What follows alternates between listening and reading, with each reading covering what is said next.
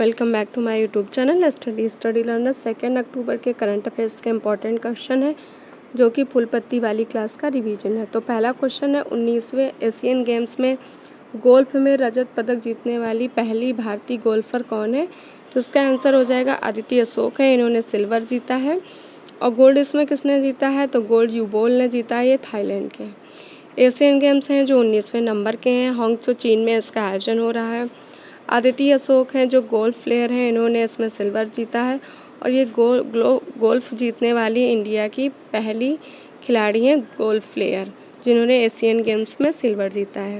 Mains shot put final में तजिंदर सिंह तूर हैं, इन्होंने गोल्ड जीता है। मेंस 3000 मीटर्स ट्रिपल चेज में अविनाश सावले ने गोल्ड जीता है और ये पहली बार है जो ट्रैक रेस में गोल्ड जीता गया है, इसको याद रखिएगा। शूटिंग में है जो भारत ने अब तक इसमें 22 पदक जीते हैं, जिसमें से 7 गोल्ड हैं, 9 सिल्वर हैं और 6 ब्रॉन्ज हैं। स्क्वैश में है जो भारत ने इसमें गोल्ड जीता है। और टेनिस मिक्स डबल्स में रोहन बोपन्ना और ऋतुजा भोसले ने गोल्ड जीता है। पहला गोल्ड एशियन गेम्स में शूटिंग में जीता किसने? तो रुद्रांश, ऐश्वर्य और दिव्यांश ने इसमें गोल्ड जीता था। और 41 साल के बाद है गोल्ड किसमें जीता है? तो हॉर्स राइडिंग में जीता है।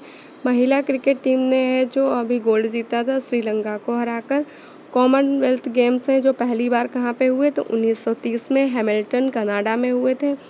22वें नंबर के बर्किंघम यूके में हुए। पेरी द बुल इसका शुभंकर था। भारत इसमें चौथे नंबर पे था। भारत ने 22 गोल्ड 61 पदक जीते थे और इसमें पहले नंबर पे ऑस्ट्रेलिया आया था। 2026 में कॉमनवेल्थ कहाँ पे होंगे? तो ये ऑस्ट्रेलिया में आयोजन होगा इसका। नेक्स्ट क्वेश्चन नंबर नेक्स्ट है, शस्त्र रामानुजन पुरस्कार 2023 के लिए किसे चुना गया है? तो रुई किक्सिंग्यान छांग है, इनको चुना गया है। गणित में ये दिया जाता है पुरस्कार और ये यूएसए में कैलिफोर्निया है, वहाँ पे ये प्रोफेसर हैं। और ये जो रामानुजन पुरस्कार हैं ये शस्त्र रामानुजन पुरस्कार 2005 से स्टार्ट हुए थे और इसमें $10,000 रुपये मिलते हैं। रामानुजन का बर्थडे है जो 22 दिसंबर को होता है। इनके जन्मदिवस पर राष्ट्रीय गणित दिवस मनाते हैं। अभी हाल ही में कुछ पुरस्कार मिले थे उनके बारे में है। तो स्वाति नायक है, इनको है जो नॉर्मन बोरलॉग पुरस्कार मिला है। वहीदा रहमान को मिलेगा 53वां दादा साहेब पुरस्कार।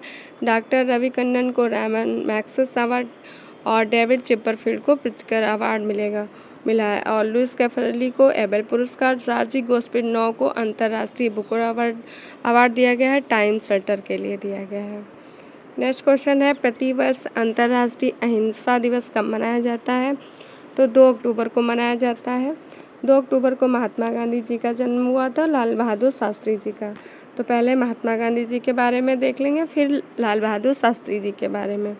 तो महात्मा गांधी जी का जन्म है जो 2 अक्टूबर 1869 को गुजरात पोरबंदर में हुआ था। इनकी पत्रिका नवजीवन, इंडियन ओपिनियन और हरिजन है। इंडियन ओपिनियन साउथ अफ्रीका से इसका होता है। और बुक इनकी कौन कौन सी थी? तो हिंद स्वराज है, सत्य के साथ मेरे प्रयोग, ये इनकी बुक है। 1924 में इन्होंने बेलगांव अधिवेशन की अध्यक्षता की थी। 9 जनवरी 1915 को ये भारत आए थे। चंपारण हुआ था 1917 में। खेड़ा आंदोलन 1918 में। जलियांवाला बाग 1919 में। असहयोग आंदोलन 1920 में। चौरी चौरा 1922 में। दांडी मार्च 1930 में। भारत छोड़ो आंदोलन 9 अगस्त 1942 को हुआ था। और ये याद रखिएगा, इनकी डेट पूछी जाती है, क्रम से लगाने को भी क्वेश्चन आता है। मालदीव के राष्ट्रपति पर किसे चुना गया है? तो डॉक्टर मोहम्मद मुइज्जू को चुना गया है। किसके स्थान पर चुना गया है? तो मोहम्मद सोलिह के स्थान पर इन्हें चुना गया है। और ये हैं जो चीन के समर्थक हैं, इन्होंने चीन से उधार लिया है। मालदीव है जो हिंद महासागर में है। माले इसकी राजधानी है। मालदीव और मिनिकॉय है जो के बीच 8 डिग्री चैनल है।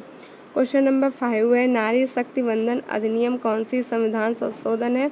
तो 106वां संविधान संशोधन एक्ट बन गया है। नारी शक्ति वंदन अधिनियम है जो ये एक्ट बन गया है 29 सितंबर 2023 को। राष्ट्रपति जी ने इस पर साइन कर दिया है जो बिल था।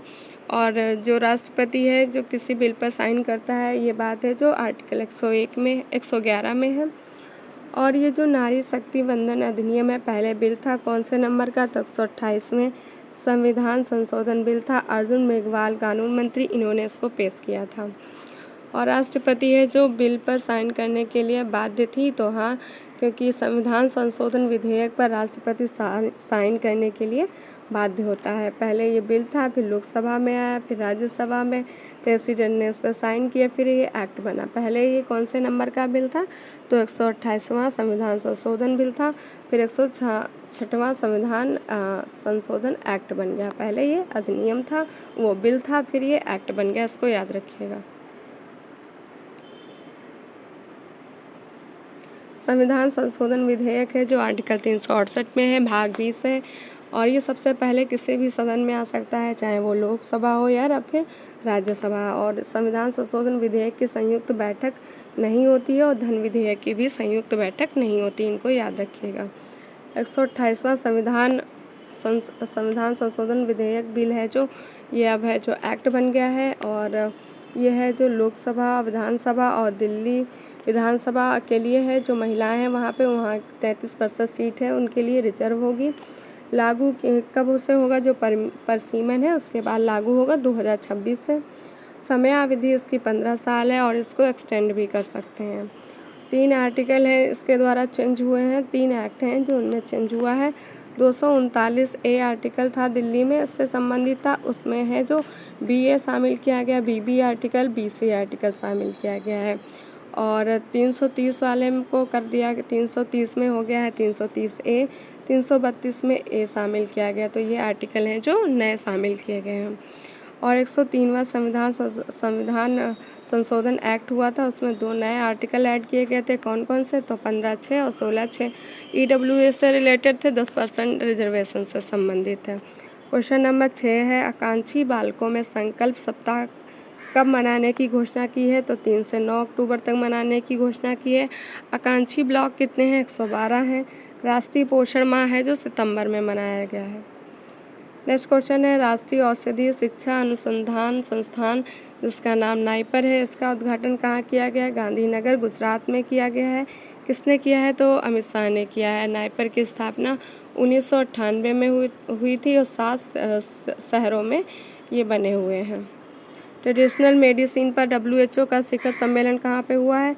तो ट्रेडिशनल मेडिसिन पर WHO का शिखर सम्मेलन गुजरात में हुआ है। C295 के निर्माण के लिए एग्रीमेंट किन किन कंपनियों के मध्य हुआ है? टाटा और एयरबस के मध्य हुआ है, और इसका निर्माण बड़ोदरा में होगा। ये हेलीकॉप्टर है। क्वेश्चन नंबर 8 है, प्रेस एक्ट ऑफ इंडिया का अध्यक्ष किसे नियुक्त किया गया है? तो KN शांता कुमार को नियुक्त किया गया। सेकेंड बार ये बने हैं, 1 साल का कार्यकाल है। 1947 में है प्रेस एक्ट ऑफ इंडिया की स्थापना हुई थी। PIB के हेड कौन है? तो PIB के हेड मणि देसाई हैं। CBI के हेड प्रवीण सूद हैं। BARC के हेड विवेक भसीन है। ट्राम्बे महाराष्ट्र में है BARC। CVC के हेड प्रवीण कुमार श्रीवास्तव हैं। परमाणु ऊर्जा के आयोग AK मोहंती जी हैं। विधि आयोग के ऋतुराज अवस्थी हैं। क्वेश्चन नंबर 9 है, मुख्यमंत्री निर्माण श्रमिक पेंशन सहायता योजना कहाँ स्टार्ट की गई है? तो छत्तीसगढ़ में स्टार्ट की गई है। किसने की है? तो यहाँ के जो CM है भूपेश बघेल, इन्होंने इसको स्टार्ट किया है। और यहाँ पे जो निर्माण कार्य में श्रमिक थे उनको अब पेंशन मिलेगी।